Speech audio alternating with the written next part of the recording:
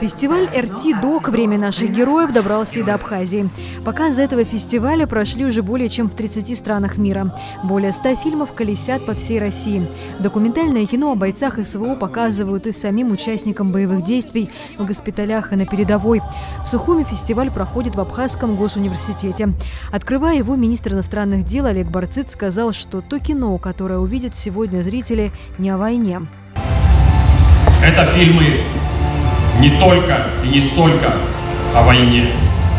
Вы посмотрите эти фильмы и увидите, что это фильмы о доброте, о сострадании, о самоотверженности, о дружбе, любви.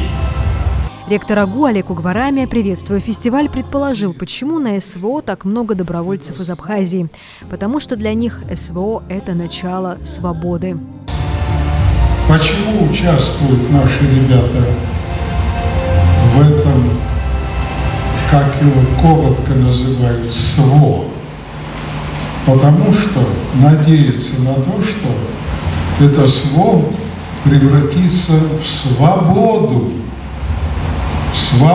людей.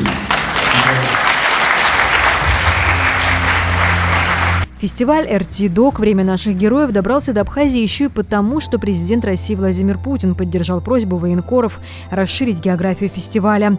Один из авторов RT, Семен Пегов, признался, что результат его работы – это все школа Абаза ТВ. Для меня огромное счастье снова находиться в Абхазии. Мое творческое становление происходило именно здесь, на легендарном канале Абаза ТВ. Здесь в зале мой наставник, легендарный абхазский журналист Рустам Канович Кашик.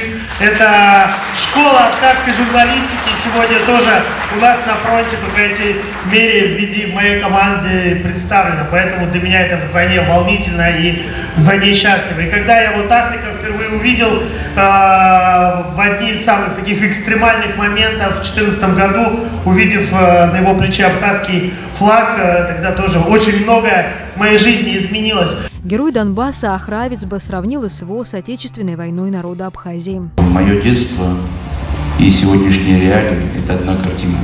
Просто время намного идет быстрее. Та же борьба за свой язык, за свой флаг, за свою государственность.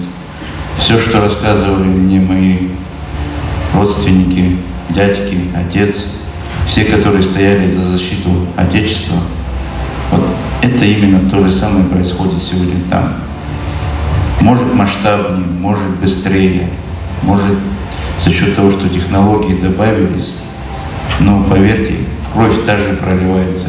Не технологии наши там погибают, а люди, защищая Отечество.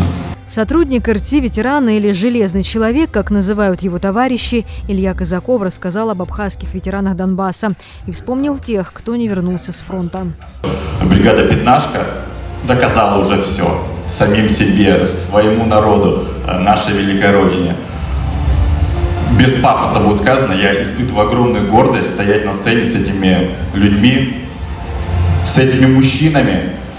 И, к сожалению, не все здесь могут находиться в этом зале. Я бы хотел почтить минутой молчания тех, кто выбрал путь воина и живет вечно. Всех наших погибших товарищей.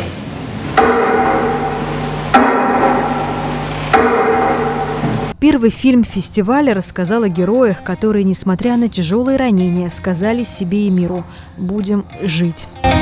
Ну что, сейчас будет AC/DC.